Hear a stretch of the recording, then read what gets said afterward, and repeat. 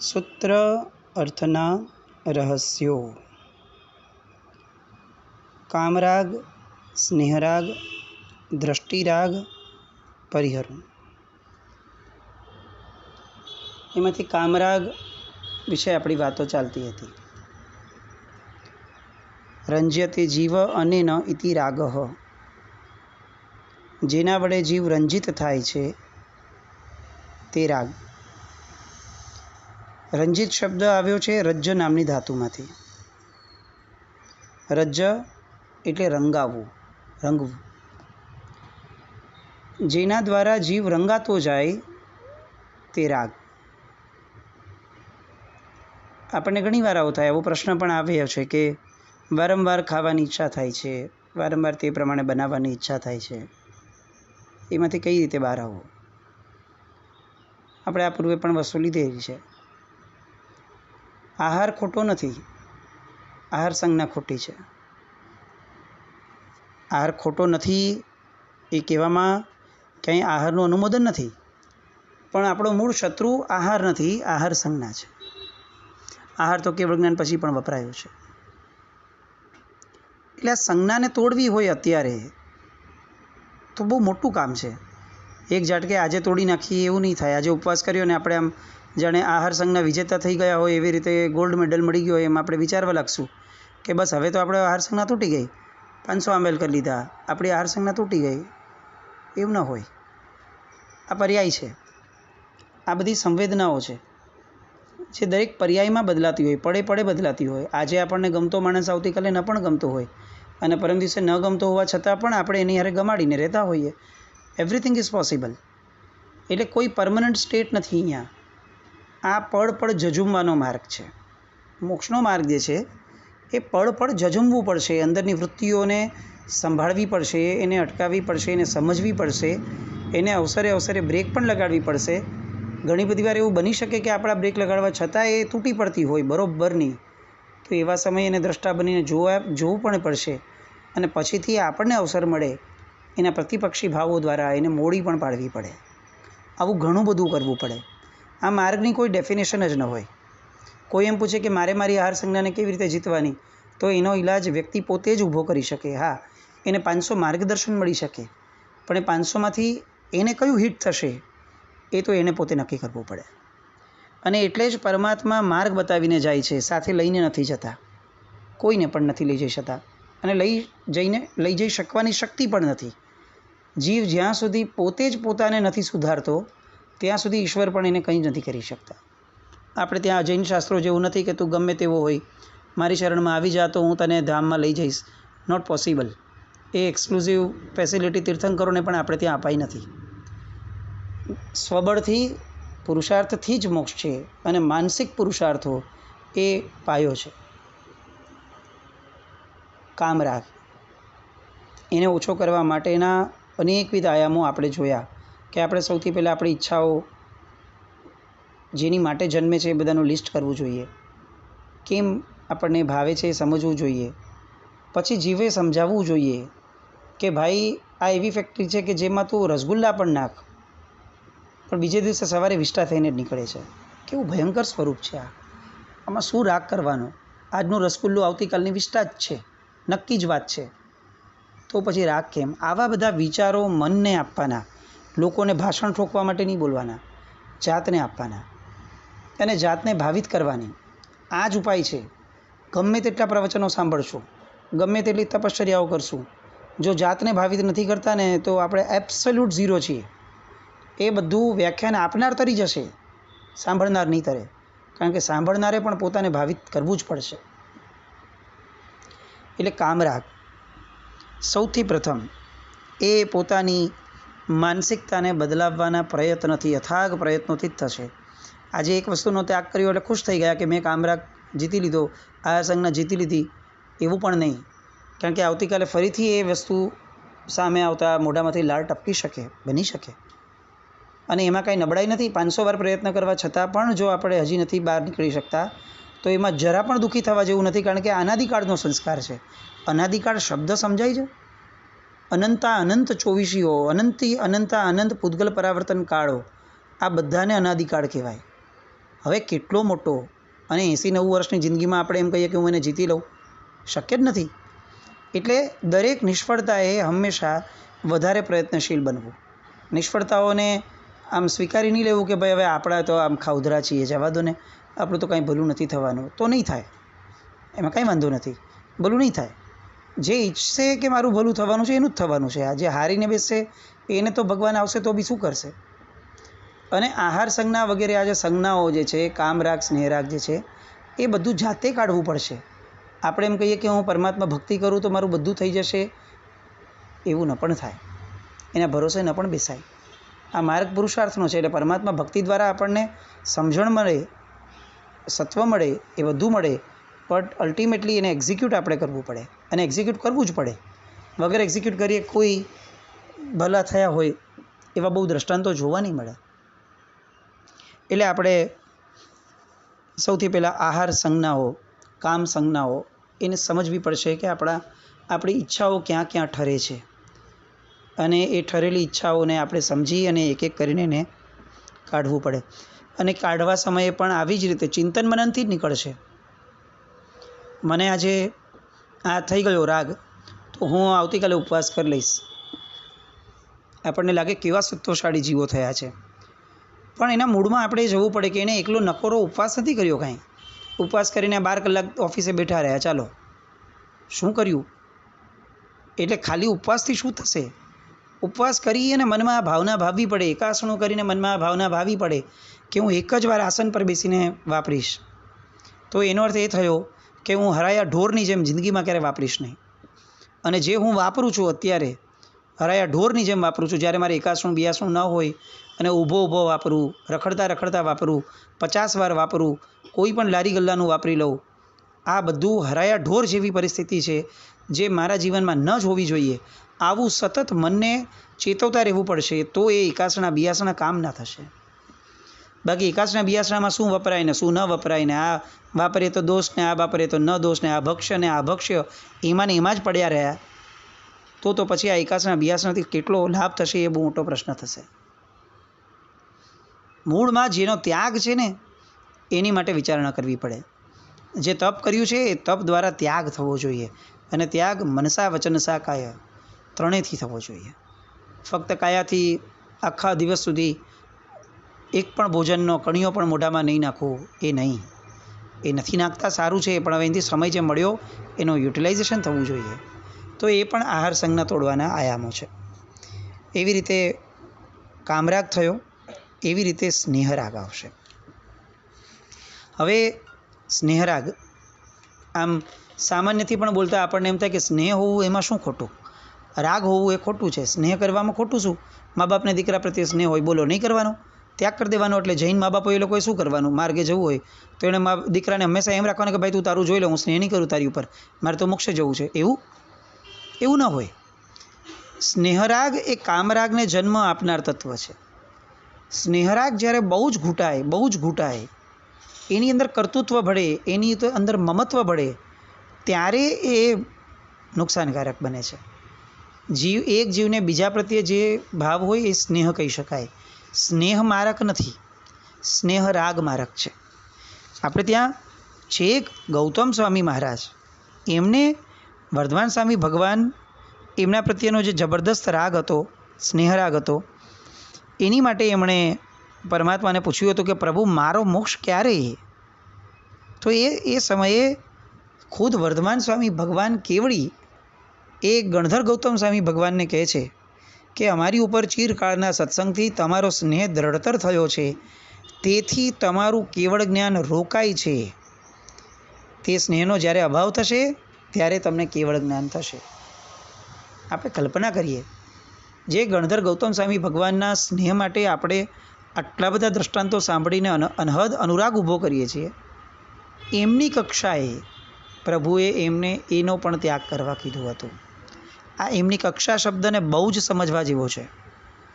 આપણે કોઈનું પણ એક્ઝામ્પલ સાંભળી લઈએ અને વાંચી લઈએ અને એના પ્રમાણે બનવા માટેના પ્રયત્નો કરીએ અને સ્ટેટમેન્ટો બોલતા જઈએ, એ ન ચાલે.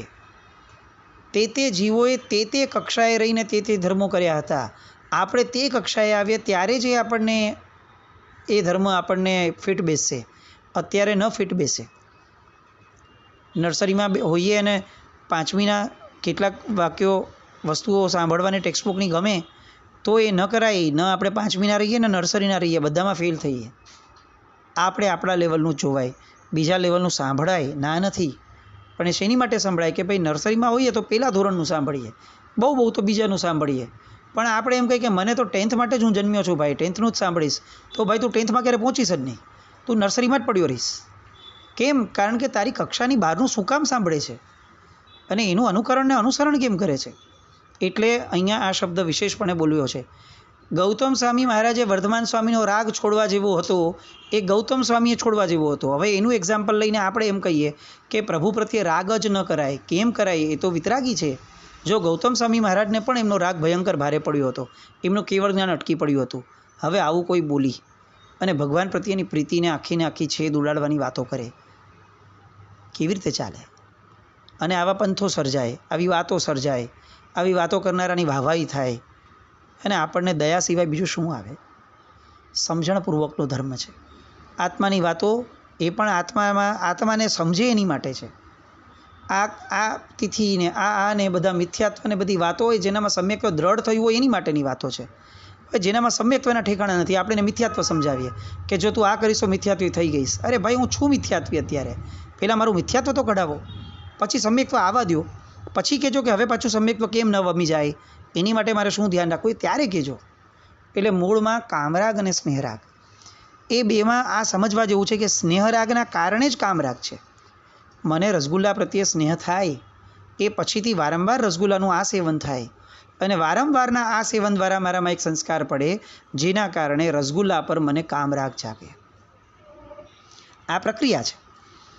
એટલે એનું મૂળ ચોક્કસપણે સ્નેહરાગ જ છે. પણ સ્નેહરાગ કોના પ્રત્યે છે, પ્રશસ્ત છે કે અપ્રશસ્ત છે, એ પણ જાણવું જોઈએ. પ્રશસ્ત એટલે શું? જેના પ્રત્યેના એના પ્રત્યેના રાગ દ્વારા, અનુરાગ દ્વારા જીવ મોક્ષ માર્ગ પ્રત્યે આગળ વધી શકે છે, તે પ્રશસ્ત છે. હવે વર્ધમાન સ્વામી ભગવાનનો પ્રત્યેનો રાગ ગૌતમ સ્વામીનો એ પ્રશસ્ત રાગ હતો. તો એના દ્વારા એમણે શું પામ્યું? તો કે જે અહંકારી હતા એમાંથી આટલા પરમ વિનયી થયા. બોલો, ગૌતમ સ્વામી ભગવાનને એમના સ્નેહના કારણે કેવળ જ્ઞાન અટક્યું એ વાત સાચી, પણ કેવળ જ્ઞાન સુધી પહોંચવા માટેની દિશા કોણે આપી? આ સ્નેહરાગે જ ના આપી? એવી રીતે શુભ તત્વો પ્રત્યેનો સ્નેહરાગ એ ભલો છે, એ કક્ષા પ્રમાણે ઠીક છે. એ વાત વિવેકપૂર્વક આપણે સમજવી પડશે. ગુરુ પ્રત્યેનો રાગ હોય, ગુરુ તત્વ પ્રત્યેનો રાગ હોય, પરમાત્મા પ્રત્યેનો રાગ હોય, આ સ્નેહરાગના લેવલ સુધી છે ત્યાં સુધી સારું. હવે એમાં પણ એક બીજું સ્તર આવે છે. આ જે શબ્દ આપણે બોલીએ છીએ કામરાગ, સ્નેહરાગ, દ્રષ્ટિરાગ, પરિહરો. હવે આ દ્રષ્ટિરાગ એટલે શું? દ્રષ્ટિરાગની વ્યાખ્યા કરતાં એટલું જબરદસ્ત વિતરાગ સૂત્રની અંદરમાં કલિકાલ સર્વજ્ઞ કહે છે, કામરાગ સ્નેહરાગા વિશત્કર નિવારણો દ્રષ્ટિરાગસ્તુ પાપિયાન દુરચ્છેદ સતામપી. કામરાગ અને સ્નેહરાગ તો હજી એકવાર નિવારી શકાય ને એવા છે, પણ દ્રષ્ટિરાગ એ સૌથી ભયંકર છે. કેમ? કારણ કે એ તો સંતોને પણ ત્યાજવા માટેની મુશ્કેલી ઘટના છે. હવે દ્રષ્ટિરાગ એટલે શું? તો દ્રષ્ટિરાગનો એક સિમ્પલ સાદો અર્થ જે આવશે એ આવશે કે જેની અંદરમાં આપણે દ્રષ્ટિ એટલે બેસિકલી દર્શન. સંસારમાં જે કુળ જાતિ આદિમાં આપણે જન્મ્યા તે કુળ જાતિ પરંપરાથી જે ધર્મો પોતાના કુળમાં ચાલતા હોય તે ધર્મ પ્રત્યે અત્યંત રાગ રાખીએ અને જે પોતાનું જીવન જીવતા હોય. અહીંયા હજી એટલો ઇસ્યુ નથી. સમજો આપણે જૈન બન્યા અને આપણે જૈન ધર્મ પ્રત્યે રાગ રાખી જૈનમ જયતિ શાસનમ પ્રધાનમ સર્વધર્માણામ જૈનમ જયતિ શાસનમ આવું જે વારંવાર બોલીએ છીએ તો એ આપણે રાગનું પોષણ છે. પણ હજી સુધી એને દ્રષ્ટિરાગના રેન્જમાં નથી લીધું. દ્રષ્ટિરાગ એટલે શું? તો કે હવે એના બિયોન્ડનું એક તત્વ શું? તો કે એવી વિચારણા રાખી અને આ જ ધર્મ સાચો છે એવું કહેવું, તેને દ્રષ્ટિરાગ કહેવાય. પ્રધાનમ સર્વધર્માણામ જૈનમ જયતિ શાસનમ. આ આખા શબ્દમાં ક્યાંય એવો શબ્દ નથી આવતો. એવ એટલે શું? જ. મારી વ્યક્તિગત ધારણા માટે ત્વમેવ સચ્ચમ નિસંકમ. તમે જ સાચા છો એ નિશંક વાત છે, એ મારી પોતાની વાત. હવે હું બીજાને એમ કહું કે તું કોને માને છે? આ ભગવાનને માને છે? અરે ભાઈ, માનાતા હશે, ભગવાન તો આ જ સાચા છે. એ ભગવાન સાચા જ નથી, એ ભગવાન તો સાવ ખોટા છે, હંબક છે, બધું ફેકમફેક છે, શસ્ત્રો રાખે છે, આ રાખે છે. આ બધું મારી સમજણ હતી, મને સમજણ આપવા માટે શાસ્ત્રકારોએ કીધું હતું. હવે હું એની સમજણને સીધો આવું સમૂળગો નાશ કરી નાખું અને મને પ્રૂવ કરવા માટે ટ્રાય કરું તો મારા ધર્મ પ્રત્યેની મારી સાચી સમજણ હોવા છતાં એ દ્રષ્ટિરાગ છે. કોઈ પણ જીવને એની સમજણમાંથી શ્રદ્ધાની બાદબાકી કરી અને બીજા ધર્મ તરફ વાળવું એ દ્રષ્ટિરાગ. આપણે આની પહેલાં એકવાર લીધેલું હતું કે શાસ્ત્રમાં સરસ મજાની વાત આવે છે કે જ્ઞાની પુરુષો, કેવળ જ્ઞાનીઓ અને કદાચ તીર્થંકરો પણ નીકળતા હોય અથવા કોઈ મોટા સંતો નીકળતા હોય અને રસ્તામાં કોઈ બાળક રમતું હોય અને ઘોડો બનીને ચાલતો હોય, ઘોડો બનીને બેઠો હોય ને રસ્તામાં હવે બીજે ક્યાંય આજુબાજુ નીકળવાની જગ્યા નથી, એ બાળક ઘોડો બન્યો છે, ઘોડક નથી, એ બાળક જ છે. અને તેમ છતાં પણ તે બાળકને એ સમયે પોતે ઘોડામય બની ગયો છે. તો એવા સમયે જ્ઞાની પુરુષોએ પણ એને એમ કહેવું જોઈએ કે આ ઘોડો જરા સાઈડ ઉપર થશે, અને પેલો બાળક પોતે ઘોડો છે એ સમયે, એટલે એને હું ઘોડો છું ને મારે સાઈડ પર જવું જોઈએ એવી સમજણ ઊભી થાય આવા શબ્દના પ્રયોગના કારણે, અને બાજુ પર પ્રેમથી વયો જાય, એને કોઈ વિકલ્પ ન થાય, એની શ્રદ્ધામાં જરા પણ હાનિ ન થાય, આવું ઉપચારયુક્ત વિધાન આપવાનું જ્ઞાની પુરુષોને પણ કહ્યું. પછી હવે જ્યારે એ જે બાળક છે એની રમત પૂરી થઈ ગઈ છે અને બાળક સામે ચડીને આવે છે, કારણ કે એને અનુરાગ થયો, આવું સરસ વાક્ય, મીઠું વાક્ય બોલ્યા એટલે, અને ત્યારે એને પૂછે છે કે હું આ ઘોડો બનીને રમું છું એ કેટલું સરસ નથી? તો ત્યારે એને એ જ્ઞાની પુરુષ એની યોગ્યતા જોઈને એમ કહે કે બેટા, તું તો મનુષ્ય છે, તું કઈ રીતે ઘોડો બની શકે? તું જ વિચાર કર કે તું ઘોડો બનવાનો હોત તો તું ઘોડો જ હોત, પણ બાળ સહજ ચેષ્ટાના કારણે તું ઘોડો બન્યો એ એટલો પર્યાય પૂરતો, બાકી તું ઘોડો નથી, તું મનુષ્ય છે. ઘોડામાં અને મનુષ્યમાં જે ભેદ છે એ એને ધીરે ધીરે સમજાવી અને એને પ્રોપર સેન્સનો મનુષ્ય બનાવે, સજ્જન બનાવે, શ્રદ્ધાળુ બનાવે. એની શ્રદ્ધા પર ઘા ન કરે, એની શ્રદ્ધાને વાળે. દ્રષ્ટિરાગી માણસ એ શ્રદ્ધા પર ઘા કરે. આ સાવ ખોટું જ છે, આ હોય જ નહીં, તમે લોકો સાવ ખોટા છો, તમે મિથ્યાત્વી છો, આ બોલનારે સૌથી પ્રથમ મિથ્યાત્વી હોય. કેમ? કારણ કે સામાન્ય શ્રદ્ધા પર ઘા કરે છે. શ્રદ્ધા પર ક્યારે ઘા ન કરાય. એ કયા ધર્મની છે, કયા પ્રભુની છે, કયા તત્વની છે, એ બધું સેકન્ડરી છે. શ્રદ્ધા છે તો એને સૌથી પહેલાં માન અપાય. હા, એની અનુમોદના કરવાની કોઈ વાત નથી, એની શ્રદ્ધાને સાચી દિશા આપવું જોઈએ. જો આપણું પુણ્ય હોય ને સામાન્ય પાત્રતા હોય તો આપીએ પણ ખરા દિશા, પણ કાંઈ ન હોય તો છેવટે આપણે બહુ મોટા પૈગંબર બનવાની જગ્યાએ પોતાનો રસ્તો કરીને પોતે નીકળી જઈએ, પણ સામાની શ્રદ્ધા ઉપર ઘા ન કરીએ. બહુ જ મહત્ત્વનું છે. આજે આપણે આ કામરાગ, સ્નેહરાગ, દ્રષ્ટિરાગને લગભગ સમાપનના આરામાં લઈ જવું છે એટલા જ માટે, કારણ કે એને બહુ જ ઘણીવાર આપણે આ વાતોને મમડાવી છે. સૂત્રાર્થમાં દ્રષ્ટિરાગ ન ચાલે, કોઈ કાળે ન ચાલે. હું સાચો એ બોલવામાં કોઈ વાંધો જ નથી, હું જ સાચો આ બોલવામાં વાંધો છે, અને હું જ સાચો અને તું ખોટો જ એ બોલવામાં તો ભયંકર વાંધો છે. એટલે સૌ પ્રથમ કામરાગ અને સ્નેહરાગને જે સમજ છે એનામાં દ્રષ્ટિરાગ નહીં આવે. કેમ? કારણ કે સ્નેહરાગ જ જો છોડવા જેવો છે, કામરાગ તો સાવ નબળો છે, એ તો ખાસ છોડવા જેવો છે, તો કામરાગ પછી જે તે તત્વોનો દ્રષ્ટિરાગ જે આવે છે એ તો કેટલો બધો ત્યાજ્ય હોઈ શકે. મને કોઈ એક વ્યક્તિ પ્રત્યે સ્નેહ થયો, એ વ્યક્તિ પ્રત્યે ધીરે ધીરે મને કામ પ્રગટ્યો, એટલે ઈચ્છા પ્રગટી કે આ જ સાચા છે, બહુ સરસ છે. હવે એ વ્યક્તિએ કોઈ એક સ્ટેટમેન્ટ આપ્યું અને એ સ્ટેટમેન્ટથી અલગ એવું સ્ટેટમેન્ટ કોઈક બીજા વ્યક્તિએ આપ્યું, તો એના પ્રત્યે ભયંકર દ્વેષ થઈ જાય. આ દ્રષ્ટિરાગ. પૂજ્ય રામસુરી મહારાજ સાહેબ ડીલાવાળા, એમના જીવનની આ ઘટના આપણે રામસુરી મહારાજ સાહેબનું ચરિત્ર જ્યારે ધર્મકથામાં લીધું હતું ત્યારે વિશેષપણે આ દ્રષ્ટાંત લીધું હતું કે એમના શિષ્યને રામસુરી મહારાજ સાહેબ ડીલાવાળાના પાકીટની આજુબાજુમાંથી એક મહાત્માનો ફોટો મળ્યો. પ્રખર દ્વેષી મહાત્મા, એ મહાત્માના, રામસુરી મહારાજના. જ્યારે રામસુરી મહારાજ સાહેબ ડીલાવાળાનું નામ આવે અથવા એ ક્યાંક ઉપાશ્રયમાં ગયા હોય ત્યારે તે મહાત્મા બધાને સમજાવે કે આ મહાત્મા તો સાવ ઢોંગી છે, આ મહાત્મા તો બહુ ખોટા છે, આ મહાત્મા તો બહુ નબળા છે, અને ચિકાર નિંદાઓ કરે એવા એ મહાત્મા. અને એના કારણે રામસુરી મહારાજ સાહેબના જે શિષ્ય હતા ડીલાવાળાના, એમના હાથમાં જેવો ફોટો આવ્યો એમનો એટલે તરત એમણે ફોટો ફાડી નાખ્યો કે આ મારા સાહેબનો ફોટો આપણે ઉપાશ્રયમાં તો કોઈ સવાલ જ નથી, કેવી રીતે રખાય. હવે એ જ ક્ષણે રામસુરી મહારાજ સાહેબ ડેરાવાળા એમના રૂટીન પ્રમાણે આંટો લેવા માટે નીકળ્યા અને એમણે જોયું કે આ તો કંઈક ફોટાના ટુકડા પડ્યા છે. શિષ્યને બોલાવ્યા કે આ શું છે? તો એમણે કીધું સાહેબ આ તો આ તમારા જે દ્વેષ પેલા મહારાજ સાહેબ છે ને એમનો ફોટો હતો, મારા હાથમાં આવ્યો ને તરત મેં ફાડી નાખ્યો. અને રામસુરી મહારાજ સાહેબ ડેરાવાળાએ એટલો બધો ઠપકો આપ્યો એમને કે તને ખબર છે કે આ મહાપુરુષ કોણ છે? આ મહાપુરુષનું જ્ઞાન કેટલું છે? આ મહાપુરુષે જૈન શાસનને કેટલું બધું આપ્યું છે? એ ફક્ત મારા દ્વેષી હતા એટલા માત્રથી એ ખરાબ નથી થઈ જતા. એ મારા દ્વેષી હોય તો એ મારો વ્યક્તિગત નિર્ણય હોય, એ મારો વ્યક્તિગત પ્રશ્ન હોય, પણ જૈન શાસન માટે ઓન ધ હોલ એમણે કેટલા બધા ઉપકાર કર્યા છે. એમનો ફોટો ફાડી નાખવો એ સૌથી ભયંકર આશાતના અને વિરાધના છે જૈન શાસનની, એ વ્યક્તિની નહીં.